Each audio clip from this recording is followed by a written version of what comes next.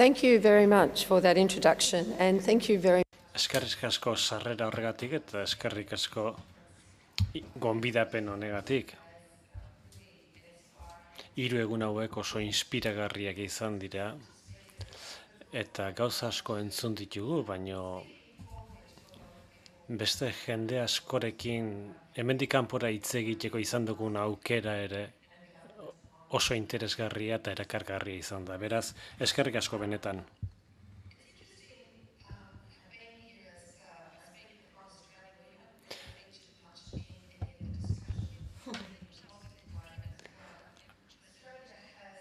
Australiatik gatoz eta itxura denez gure aukerak eta guk egin ditugun aukerak ez dira askotan izpide izan orain arteko debateetan. Ez dakit ona edo txarra dan.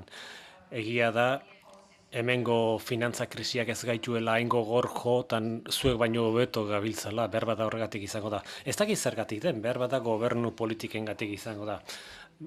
Nik entzun dudanez, gazteen langabeziaren gainean entzun dudanez, hemen Europan finantza krisia alako tsunami moduko bat izan zen, herrialde asko jo zituena. Australian egoera ezberdina da. Australian ez da tsunamirik egon. Ekonomia beheraka doa, baina poliki, urratsez urrats, kolpe txikiak jotzen dituan krisiak. Ez du tsunamiri jotzen. Tira, hasi baino lehenago, ahotsarengatik barkamen eskatuko dizuet, ez dula daukat, ez tarria hartuta daukat eta behar bada ahotsa galtzen baldin badu nire lagunen batekin beharko duena. Tira, hori esan da gero, has gaitezen. Gure lanbide heziketa, Australiako lanbide heziketa nahiko ezaguna da. Baina nik hitz egingo dizuet gobernuak implantatzen dituen politika batzuei buruz. Nere ustez, politika horiek aurrerantzean lanbide heziketa goitibera aldatuko duelako. Nere ustez, gakoa izango litzateke ikerketa aplikatua sustatzea industriarekin, enpresekin hitzarmenak sinatuz.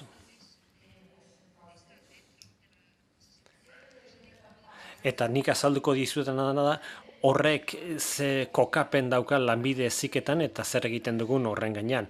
Gero, lanbide heziketan ikerketa aplikatua nola garatzen dugun azalduko dizuet.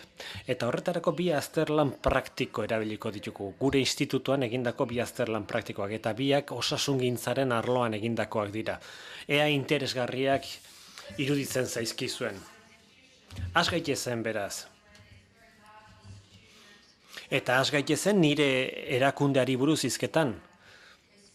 Holmesgleneko exekutiboa naiz, autonomoa gara, haundiak gara, dirua guk geuk lortzen dugu, autofinantzaketa erabiltzen dugu, eta akordioa dauzkagu Katar, Mongolia, Txina eta Indiarekin, eta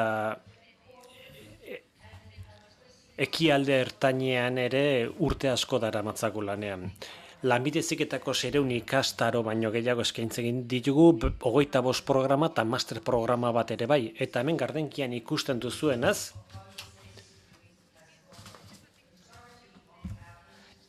atzerriko ikasleek ere asko parte hartzen dute gure institutoan. Gure kanpoko ikasle gehienak Txinakoak eta Indiakoak dira, jakin dezazuen. The vet system in Australia is a bit of a mixed bag. Australian lanbide heziketa mistoa da.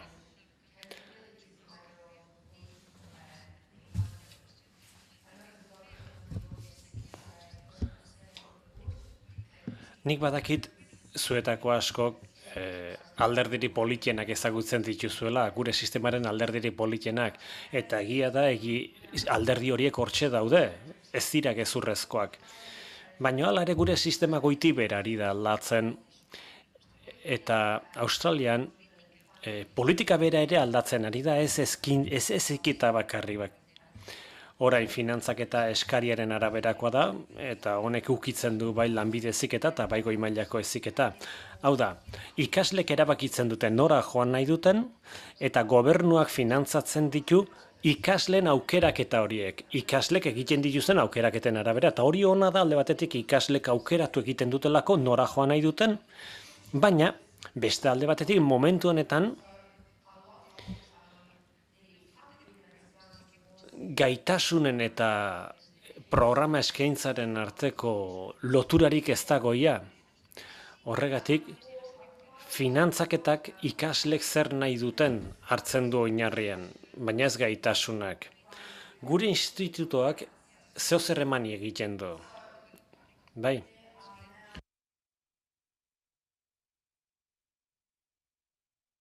Eta gainera, sustatzaile pribatuek ere finantzaketa bera jasotzen dute. Hau da, finantzaketa oso lehiakorra da, kompetitiboa da. Heziketa ematen duten 12, beste 2.000 erakunde badago, eta diruak berbera da. Gobernuak ez du inolako ardurari gu mantentzeko. Guk lehiatu egin behar dugu, eta lehia horretan irabazi egin behar dugu ikasle gu aukera gaitzaten. Aldi berean, gobernuak eskuartan darabilen ereduan erabiltzaileak ordaintzen du. Gaur egun, gobernuak 80% jartzen du eta ikasleak 20% jartzen du, baina hori ere aldatu egin nahi dute, eta etorkizunan 60%, 20%ko finantzaketa banaketa nahi dute. Australia estatu batuetara begira dago eta estatu batuetako eredua ekarri nahi du Australiara. Nik ez da Amerikarrek zer esango duzuen horretaz, baina nahi behintzat ala iruditzen zait. Eta batzuetan nire iritziz behintzat, hori ez da oso gauza ona. Ez dagoelako ikuspegi garbi bat ea nora joan nahi dugun, ea nora nahi dugun lanbide heziketa joatea. Orain 3 ezaugarri emango dizkizuet eta horregatik eta azalduko dizuet zergatik den nahiko errespetagarria edo. Alde batetik nazio mailako kurrikulum bat daukagu, nazio mailako programa dauzkagu, eta horrek zer esan nahi duen? Horrek esan nahi du Australian ikasle bakoitzak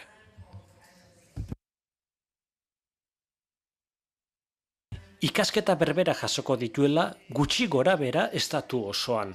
Bueno, berak aukeratuko du zein ikastaron nahi duen, baina kurrikulum baten arabera egingo du. Eta kurrikulum hori gainera gaitasunetan dago oinarrituta. Eta gardekian ikusten duzuenez, Australiako eredua federatua da, baina horren barruan badira 8 jurisdikzio. Eta jurisdikzioaren arabera finantzaketa moduak ere ezberdinak dira. Tira, aurkezpen hau prestatzen ari nintzela, bazen gauza bat atentzioa eman zidana.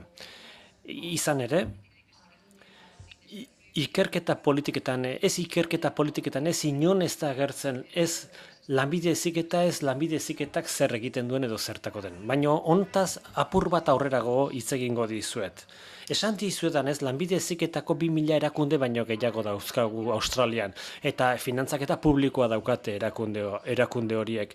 Nire finantzaketa TAFE institutuetako bat da. Horrek zer esan nahi duen, horrek esan nahi du gu erakunde publikoa garela.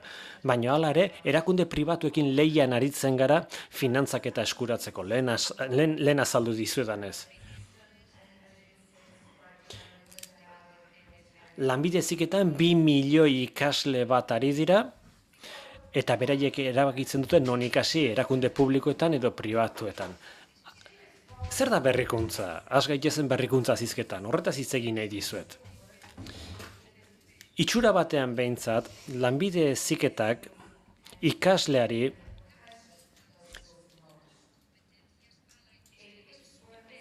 bide bat eskaintzen dio, eta industriari ikasle batzuk eskaintzen dizkio. Hori da gure berrikuntza hori izango litzateke gure berrikuntza. Ikasleari gaitasun batzuk eskaintzen dizkio eta hori ikerketaren bidez egiten da. Baina praktiketan ere badago zer berritua. Hala ere, gobernuak ez digu nahikoa laguntzen. Eta lanbide heziketak ez dauka nazio mailako berrikuntza sisteman ez du zer esan handirik. Australiak urtero ateratzen du txosten bat berrikuntzari buruz, hor helburu batzuk daude jarrita, finantzaketa bat, eta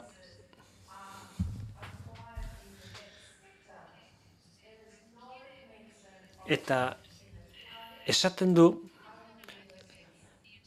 berrikuntza oso garrantzitsua dela, baina lanbide heziketa ez du inon aipatzen, unibertsitatea bakarrik aipatzen ditu gobernuak.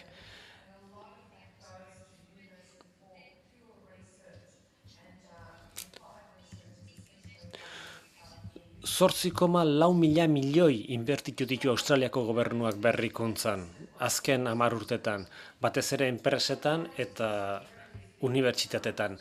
Orduan, berrikuntza eta lanbide heziketaz hitz egin behar dugunean zertaz hitz egiten du. Aitortutatako lanbide heziketak baduela zer esana berrikuntzaren inguruan, baina ez dauka ez laguntza politikorik, ez laguntza finantzierorik. 2009 urtean, OCDEek ateratako txosten batean, ikusi zuten Australian bazirela 3 berrikuntza mota bereziki garrantzitsuak, eta lanbide heziketaz ari naiz. Alde batetik dauzkagu prestakuntza programak. Hau da, gure sistema den bezalakoa izanik, baditugu kolegio tekniko batzuk, bigarren mailako zentro batzuk dira, eta ikasketa malgurako aholku talde bat. Baina hori 2009 zen, harrezkero 5 urte pasa dira, eta oraindik ere programa horiek baditugu, baina Australiako kolegio tekniko horiek desagertu dira, eta aholkulari talde hori ere desagertu egin da. Snapshot. Horrek adierazten digu agian, berrikuntza guretzako, garai jakin bateko argazki bat. Hala ikusten dugu. Izan ere prozesua edo sistema derrigor aurrera egin beharreko zerbait da. Bilakatzen jarraitu behar du. Sistema berritzaile izan behar dut, ez sistema estatiko. OCDEren ikerketa honek ondorioztatu zuen, erakundek laguntza eman behar diotela ezinbestean berrikuntzari. Guk lanbide heziketa ematen dugunok kontuan hartu behar ditugu ondorio hauek. Eta kontuan hartu geure erakundean ere aldaketa motorrak abiatu behar ditugula. Alegia, ez dugu oztopori jarri behar berrikuntzarako. Ikusten jakin behar dugu nun ditugun oztopoak aurrera joateko eta berrikuntza egiteko. Egindakoaz ikasi behar dugu alegia. Bada beste gai bat ere aipatu nahi dudana, eta da ikerketa aplikatua. OCDEren txostenaren arabera, ikerketa aplikatua gero eta konponente garrantzitsuagoa da enpresen gastuaren barruan. Australian behintzat. Hala ere, gastu hau ez da inondik ere lotuta lanbide heziketaren sektorearekin. Hemen baditut ikerketa aplikatua zer dan adierazten duten hainbat definizio hor dituzue nire bizkarrean pantailan. Guk adibidez ikerketa aplikatuaz hitz egitean aipatzen ditugu, jakintza berriak eskuratzeko modu berriak. Horiek aipatzen ditugu, baina beti ere helburu praktiko batera begira. Eta nola bultzatu leike ikerketa aplikatua? Lanbide heziketa ematen dugunok, enpresak lagundu nahi baditugu, berritzen eta bilak aurrera begira jartzen, gure egitura ere aldatu egin behar dugu. Baldin enpresei laguntzeko gai izango bagara. Hortaz, ari gara dagoneko gure politikak, gure berrikuntza politikak aldatzen, geure erakunduetan bertan, izan ere nahi dugu gure irakasleak ere berrikuntzaren paladinak izan daitezen. Evidentzian oinarritako ikaskuntza bultzatu nahi dugu. Arazoa konpontzen erakutsi nahi dugu. Horretan saiatzen gera, batez ere gure prestakuntzan edo gure programetan. Lanbide heziketa ez da ezer erreala izango, lanbide heziketa ematen dugun egiturak berak ere, edo erakunde berak ere, ez bagara berritzaile. Eta horretako ezinbesteko dugu gure irakasleak ere berritzaile izan daitezela. Hortaz, hori horrela dela jakinda, gure praktikaren eredua bera ere modernizatu nahi izan dugu. Hala, Boyer metodoa hartu dugu edo gure ganatu dugu. Ernest de Boyer Amerikarra da, eta berak aztertu zuen zein lau elementu diren akademia osatzen dutenak edo lanaren akademia. Deskubrimentua, aplikazioa, ikaskuntza eta beste bat. Boyer eredua hartu nahi dugu, sinistuta gaudelako eredu egokia dela gure erakunderako. Izan ere guk ikasketa politika berezi bat daukagu eta gure erakunde guztian aplikatzen dugu.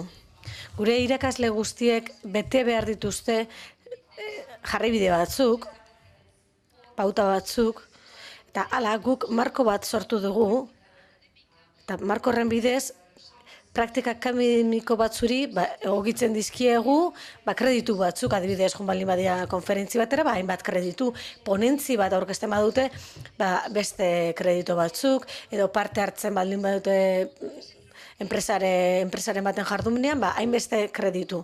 Alegia egiten duten denak dauka isla kreditutan, eta lanbide ibilbidea markatzen dute kreditu horiek.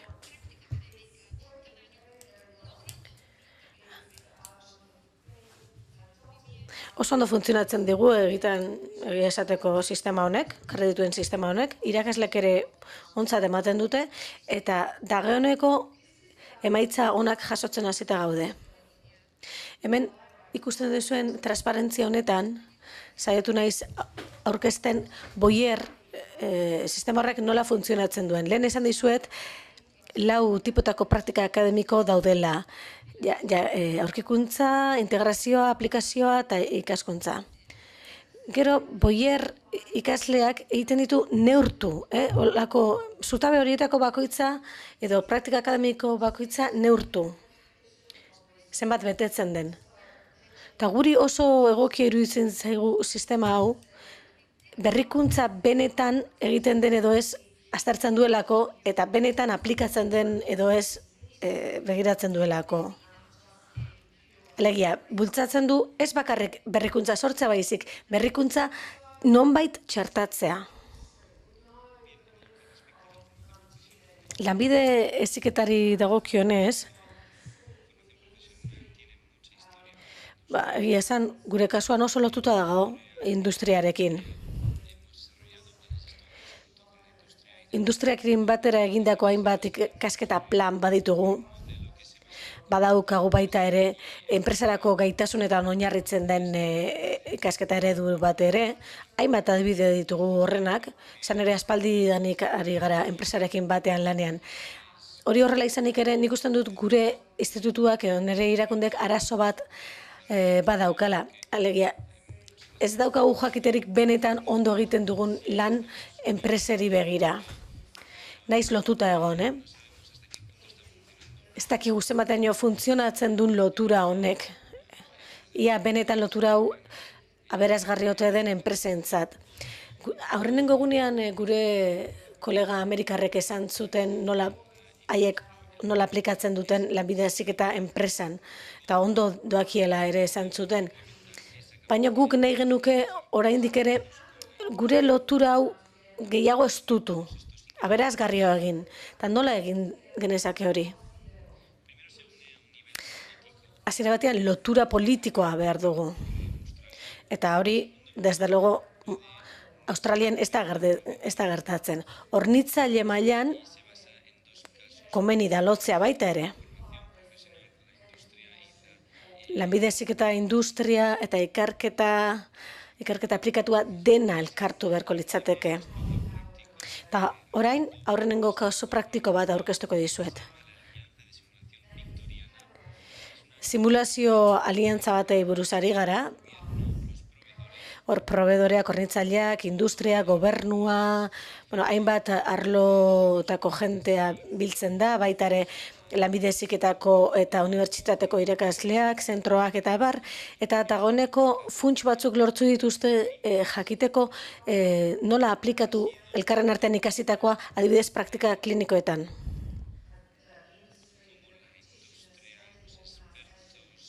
Oso interesgarria izan da egia esan kasu hau, ikusi dugulako elkarrekin lankidetzan jardun da, praktika berritzaileak sortu ditzaketela.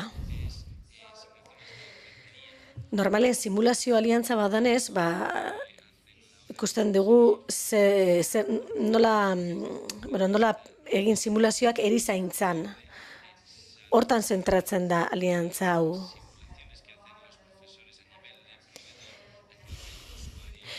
Irakasleek hainbat simulazio ematen dizkie bere ikasleei, hortikan praktika bat ateratzeko edo ikasbidea ateratzeko. Eta gero nahi dugu aplikatu hori, ikasbide hori, enpresan, zuzenean simulazioa izan gabe. Beste bigarren kasu bat badaukagu, eta da Homeless Gleneko kampusean sortu dugun ospitale zentro bat. Ospitale eta hezkuntza aldi berean.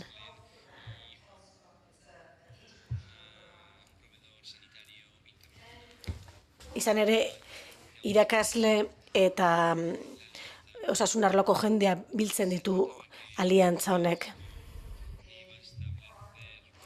Healthscope izena du honek, eta nahi zuten 300 ospitale bat sortu kampusean, Melbourneko kampusean.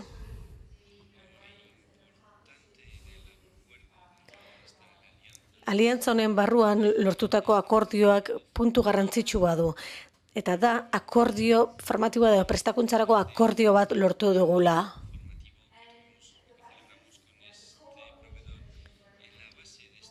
Eta akordio honen oinarria zein da, elkarrekin finantzatzea kontseilu kliniko bat erizaintzarako. Kontseilu honen lehendakari klinikoak ikerketa aplikatua erabiliko du erizaintzako ikasketetan.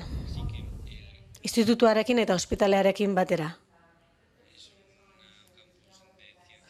Hortaz, kampus hau ikusten duzuenez zientzia aplikatuaren eta zientzia sanitarioen zentrua da. Bikaintasunaren zentrua ere izatea nahi genuke guk. Ospitale hau sortu izanak eta lanbide heziketako kurtsoak emateak guk uste du asko laguntzen duela erizaintzako ikasketetarako. Are gehiago arrakastatsua izan da, ekimen hau, eta ikusten dugu praktika berritzaile eta erizaintzako praktika asko emango dituela edo sortuko dituela. Bi kasu hauek ikusi eta gero, hurrengo atalari helduko diot. Nolabait ondorioztatuko dut orain arte esandakoa. Egia esan gure kasua in situ da eta independentea da. Ez dago lotuta ez sistemari, ez funtsei, ez inungo politikei. Nik uste dut kasua bakarra da, baina esango nuke Eusko Jaurlaritzari ere, interesatzuko litzaiokela olako kontuan hartzea. Esango nuke gainera bide horretan aurrera doala. Batez ere lan konkretu batzuen kasuan.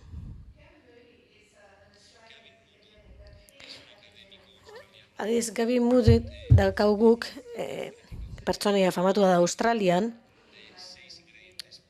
eta harek 6 ingrediente gomendatzen ditu berrikuntza bultzatzeko. Aurrenengoz, berrikuntza bera bultzatu behar dela dio.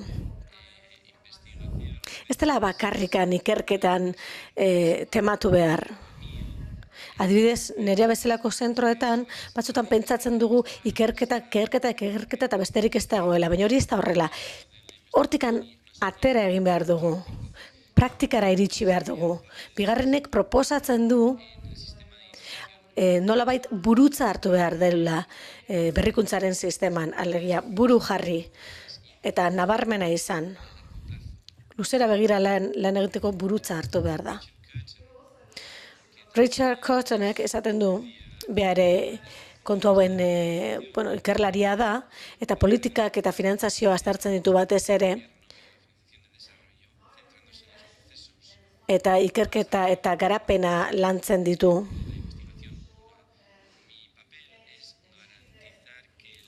Kasu hortan, berak dio, nahi lukela lanbide heziketa berrikuntza politiken barruan sartzea. Herrialde garen partetik berrikuntzan eta garapenean inbertitu behar dugu. Eta ez goi hezkuntzatikan bakarrik, unibertsitatikan bakarrik, baizik lanbide heziketatikan ere bai. Proiektu berriak sortu behar ditugu, ikerketa aplikatuko proiektuak, zen ere, honek guztiak emaitzak ematen dituenean, orduan hasiko gara ikusten zein den gure bidea. Orduan hasiko gara bere izten zer lan komeni zaigun eta zer lan ez zaigun komeni. Eta berrikuntza aplikatua bultzatzeko orduan, ikusiko dugu gure zentroen gaitasuna ere landuko dugula.